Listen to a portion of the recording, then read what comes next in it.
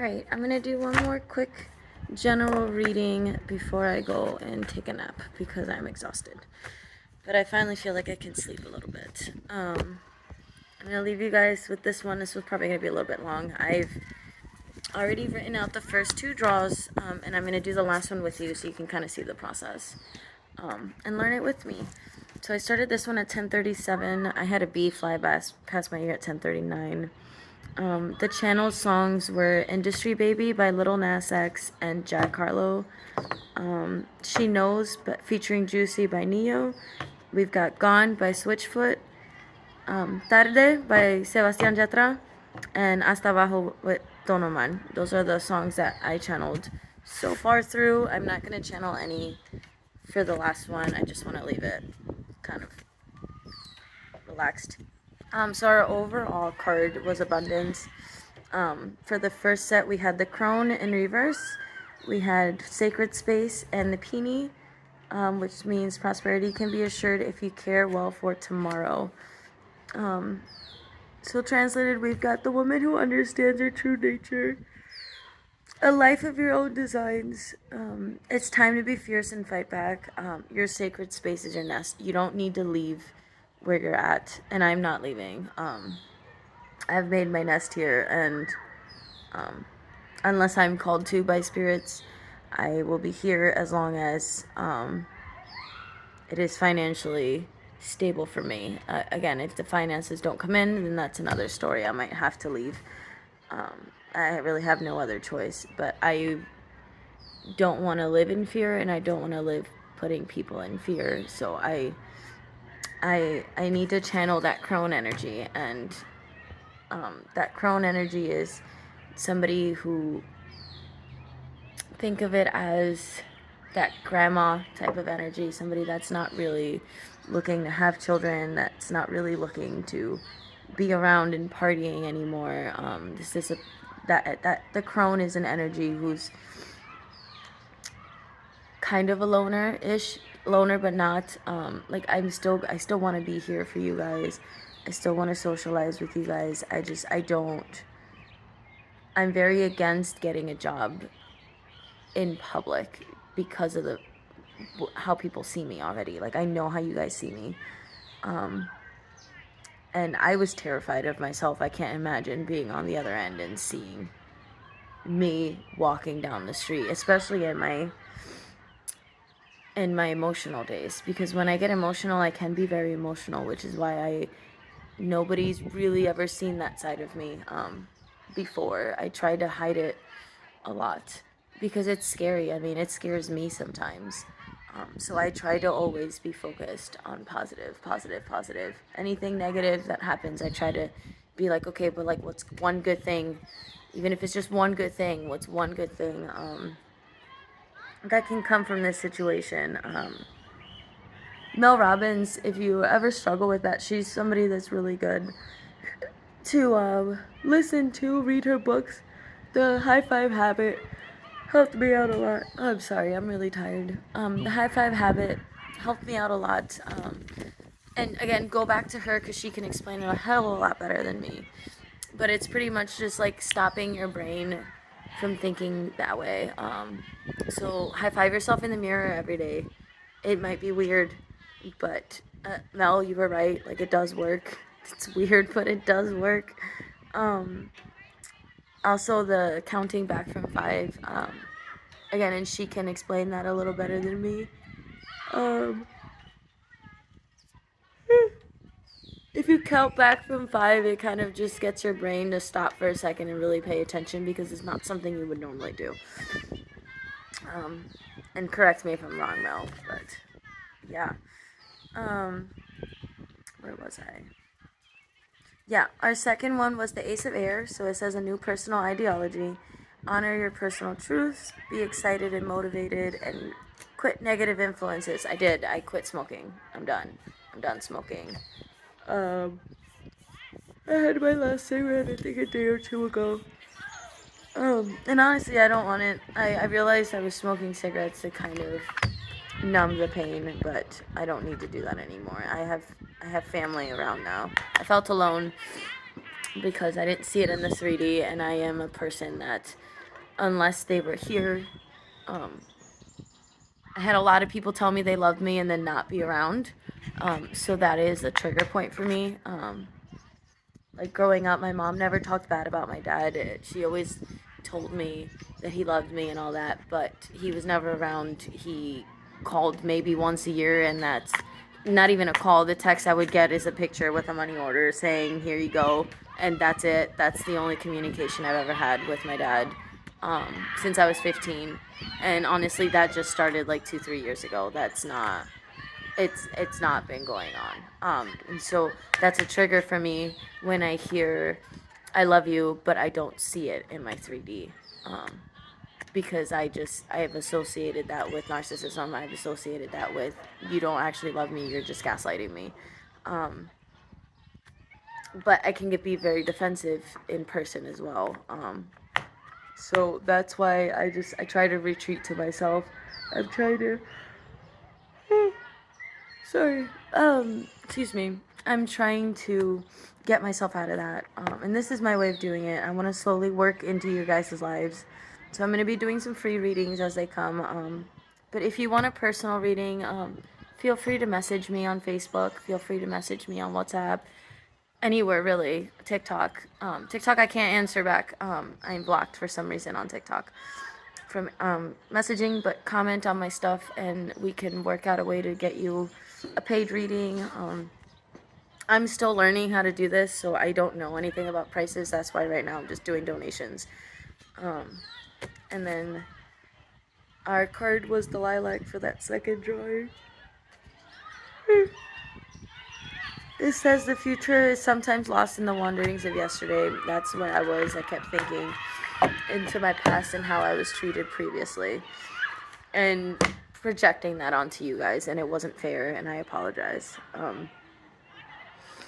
Yeah, alright, and then these are the cards for the last one that we've got. Confirmation sirens. Let me adjust this so I can read the book for you.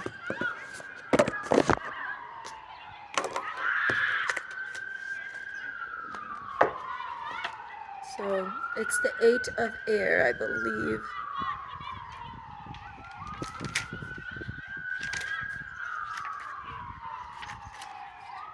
Oh, it's an ambulance. I hope everybody's okay. Oh, it's not 8 of air. It is 8 of, is that water? Aha, water. Okay. So we've got the 8 of water. Some key phrases that stick out. It says the attitude of gratitude. Be prideful, not boastful, and then question any unnecessary desire for more. The 8 of water symbolizes how a positive state of appreciation and gratitude can influence our lives and environment for the better.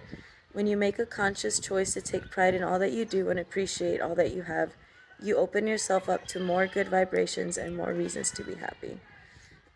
So genuine appreciation lightens and uplifts the spirit, while expressing our gratitude is a powerful means of asking for the source of appreciation to continue while giving back energetically at the very same time. We've got destruction. I'm not even going to jump into... We're going to read it, but distraction makes me laugh because the first thing I think of is really what I was doing this whole time is I kept distracting you guys with other things so that I can push my message across, because I kept getting blocked on all social medias, and so I had to be sneaky. I had to learn, and I learned to be sneaky as a child just because I had such overbearing parent. Like, my mom was so overbearing and strict, it caused me to be sneaky. Which is why I'm trying to teach you guys the balance. Like, you can be overbearing, but you gotta do it from love, because if not, you're gonna get sneaky kids that literally can burn this place down. Don't trust teenagers, man. Don't trust teenagers. I don't trust teenagers. No. You never know what the heck they're doing. And they're almost at that mental capacity where they can get away with it. So yeah, just watch your kids, man. But 15, distraction. So I'm just gonna read right from here. It says, 2 crows work together to distract a dog. The purpose? To steal something it values, something that provides nourishment. It's food. Someone or a situation may be calling you away from what you need to focus on, and as a result, you may end up losing something of value. What are you turning?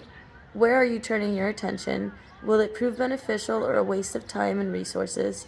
Distraction appears when your attention is focused on daydreaming or engaging in activities that take you away from doing the work that in the end will create success. Distraction can be simple as being lured into binging your favorite show or focusing on a flight of fancy that will prove to be nothing more than a waste of time. When distraction is pulled into a reading, you may need to consider if the situation you're inquiring about is in fact nothing more than a distraction. Something that is taking your attention away from a more valuable opportunity. It may also serve as a warning that a successful conclusion may be at risk due to something drawing your attention away from the goal. So we were trying to distract, at least I was. I still don't know if Oscar and Matt were in on it. I like to think they were. It just played out too well. There's just because I didn't set up the order of, like, especially Matt's videos. I didn't set up those orders of the videos. I found one of his and I followed the chain down. And then I just threw in some stuff in there just to add in a little comedy. Same thing with Oscar's music.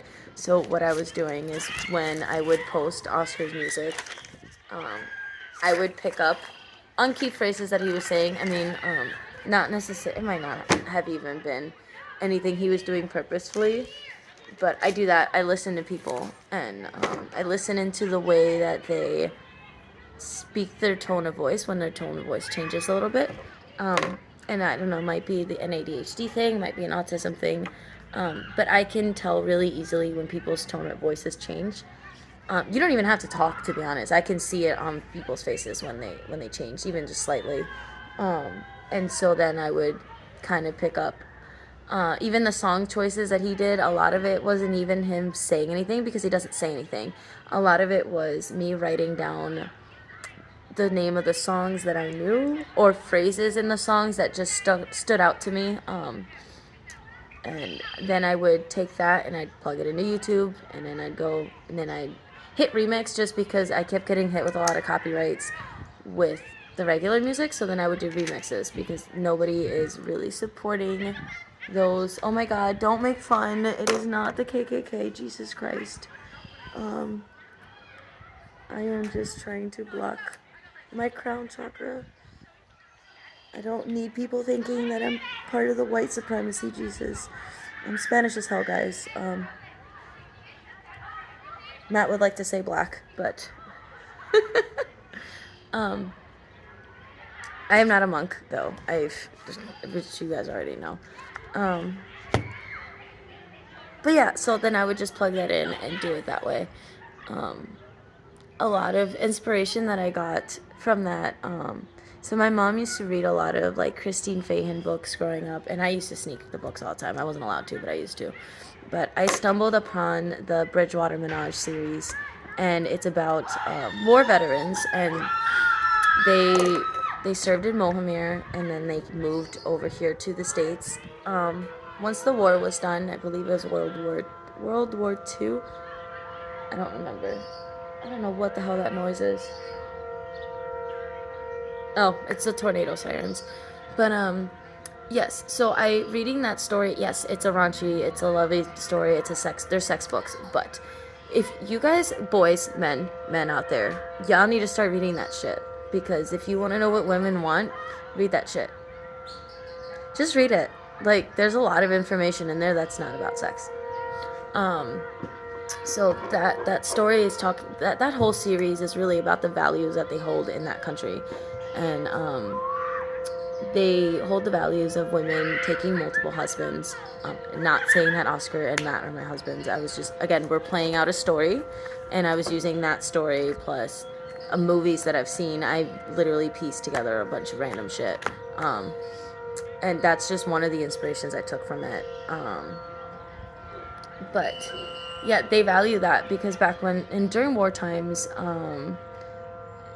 if your husband died or had to go off to war, your wife was left alone, and she couldn't support her kids and work at the same time. I mean, women weren't even allowed to have bank accounts. I think it was until like the 70s or something like that.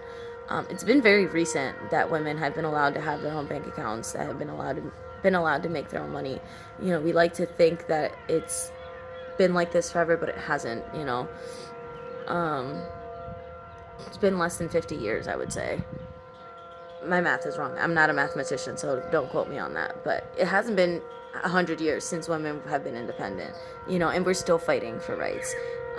And I feel like we are, same with minorities, I feel like we are given an inch um, when we're asking for the mile. You know, we're asking to be treated the same way. And we have like movies nowadays where it's like, you know, we're fighting for Black Lives Matter, and not saying that I am part of Black Lives Matter. I want to be all inclusive, but something that I saw during those rallies was, you know, they were asking for freedoms, they were asking for equal treatment, and all they got was a black character on a movie.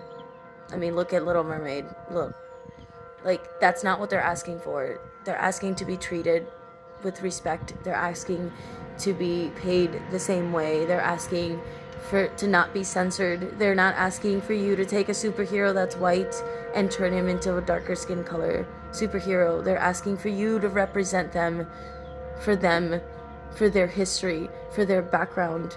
And that's what I'm trying to do. I'm trying to be all inclusive. I don't want to whitewash and I don't want to blackwash anything. I want to represent them the way that they want to be represented, the way that they represent themselves.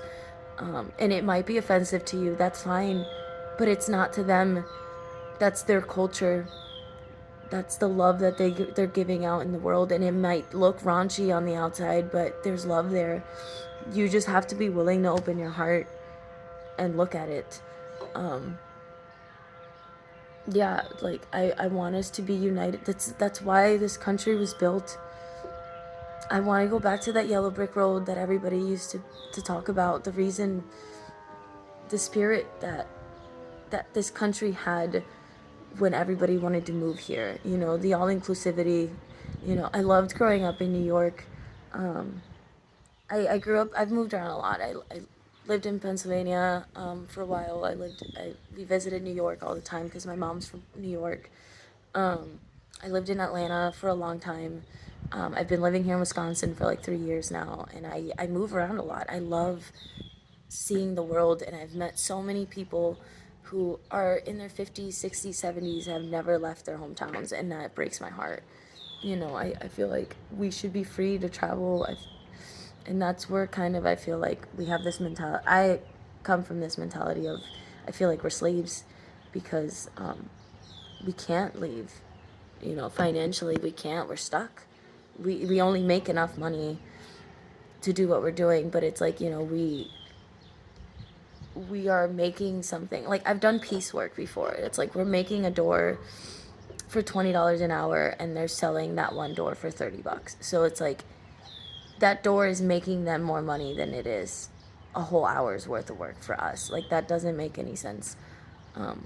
We should be valuing our time. We shouldn't be getting paid pennies on the dime, because, you know, like, and I've worked manufacturing a long time, and the amount of money that they rake in and don't it doesn't spread down to the employees, you know, and then the employees don't get taken care of well. I mean, I've had employees come find me at laundromats outside of work complaining because they couldn't close their hand because of all the damage that they had from working with pneumatic tools. And pneumatic tools are like air and vibrational tools that you use. I like sanders. You have scribe saws, anything like that. Those do a lot of damage, and so like we really need to look at better ways of protecting our employees from getting those kind of injuries, because when they get injured, I mean, you got to think about it. These employees are giving you their whole lives, and you're forcing them out early in retirement. You know, when they get too big for their britches, you force them out.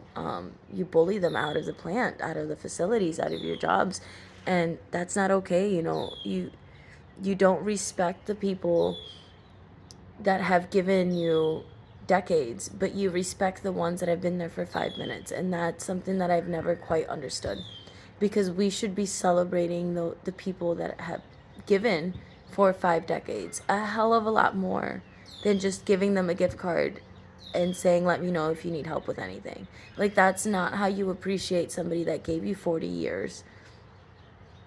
40 years. That helped you build your company. That's not the way to treat them. You know, it's not the way to treat somebody that's been there for 20 some years, who's constantly getting bullied, who's constantly getting yelled at, who's constantly getting told by other members that they're doing something wrong because your leads won't explain to them and won't stand up for them, because your leads keep making them the bad guy. I've dealt with this at multiple jobs. My last job did the same thing. I had a lead who made me out to be the bad guy because I was trying to give members work over the winter. When in construction work, you don't have a lot of work over the winter. And I was already working doubles. I was working 16 hours a day, every day. And these people were going home after an hour or two because they didn't have work. And I had to stay because, again, I worked quality assurance at that point. So I had other projects. I was making displays for the company, for the vendors and suppliers and all that. And so I had work because we were still going out and doing the showcases. And I tried to give that back to the members, but the lead made it seem like I was forcing them to. And so then they came in with a lot of negativity. They didn't get done right. I had to go back and redo all that work again because apparently putting a sticker straight was hard. And then I was the bad guy when I got tired of having to redo the job 2-3 times over, and I cut it off. And then I was the bad guy because I gave them work, and I was also the bad guy because I took it away when I saw that they weren't appreciating it. And this has been the cycle of my life. You know, I'm the bad guy when I give, and then I'm the bad guy when I take away. And so I've never really understood where I need to sit. And that's why I've been kind of isolating myself. And like, I want to find my own people that understand me, that understand where I'm coming from, that understand what I'm fighting from. That's what I want in my life. And if that's not here, then it's not here, you know. Yeah, because it's a sad world, and I just want to bring a little joy into it. And I think we don't have enough of that. We have a lot of people that have these skills, and they're hiding behind them. And that's why I've been snapping at them too. Trust me, I've been snapping at everybody. It's not just you guys. Everybody's gotten a little hint because I am a very blunt person, and anybody that knows me, all of my friends, they know I'm going to tell it to you how it is. I don't care who you are, what position you hold. I don't care if you're the president of the United States. I don't care if you're the president of the world. I'm going to call you out on your shit. I'm going to do it with love, and it might hurt. But I know what that feeling is like because I felt it first. And when I speak up about it is because I felt it and I know what it feels like, and I don't want anybody else sitting in that guilt, sitting in that pain. Because I've lost a lot of friends to suicide. I've lost a lot of friends to suicide who were very highly empathic, more empathic than me, Dwayne specifically. He was very highly empathic. And I feel like if we don't learn that balance, we can lose, we get lost so easy. And people don't see us because they think we're joking. Look at all these famous artists. Robin Williams is one that comes to mind. Keanu Reeves is another one that comes to mind. Like, they're all very highly empathic, but they're loners. Because it's hard to be around. It's really hard to be around negative energies. Even positive energies sometimes. I mean, hell, I get overwhelmed in crowds. The only way that I can be in a crowd is if I have headphones on and I'm literally blasting music to the point that I don't see it. That's why the nightclub scene was very attractive to me. Not the drugs, the actual nightclub scene. I loved going out and being, it's like being in a sound bath. It's like going swimming in music. And if you're if you're not a person that can feel music, you're not really gonna understand, but it's like these shivers run through you. Like I'll get goosebumps up to my cheek sometimes. Like I can feel music. Like if it's an actual entity standing in front of me, like if it's something physical that I can touch, I feel it on a physical level. And that's something that a lot of non-empaths don't understand, how really and truly amazing it can be to create in that way. So it's like that's why I want to push for more spaces like this, more spaces that are inclusive, but also spaces like nightclubs for kids, you know, that are kid friendly, no alcohol, no drugs, but they're so empathic. Kids like that can release those feelings, because it is a good way of releasing energy in a positive way. You know, you're releasing it through a song instead of doing drugs. You're releasing it through a song instead of drinking alcohol. You're releasing it through a song instead of doing daredevil stunts that are going to get you killed. You know, yes, it's vulgar music, but that's how they're feeling inside, and we need to allow these kids to feel that. um, it's not that they're all encompassing. It's not that it's going to turn them into that, but it's going to help them feel those emotions, cry it out, and then let them go, so that they can live a more peaceful life. And I guess my problem is, and that's always been my problem, is I try to do too much. People have always asked me, what do you want to be when you grow up? And it literally changes every 5 freaking minutes, because I don't know. I want to do it all. And I've always been like that. You know, it could be an overachiever mentality in me, or it could just be that I'm really creative and I want to share my creativity in whatever way I'm being called to that day. So yeah, I will leave it at that then. I think I've talked enough for today. Yeah, that's almost a half-hour video. I need to go find some food. I'm gonna have some ramen noodles and probably go take a nap. So it might be quiet for a little bit. I might be doing some music stuff until I get home, and we'll see where we go from there. But I hope you guys have a great day. I'll try to hop in later. I'm gonna try and get some sleep and maybe clean my house. Please don't wake me up. Please don't wake me up. Just look through my readings, look through my YouTube if you need some guidance. Don't wake me up. Not today, please. Thank you.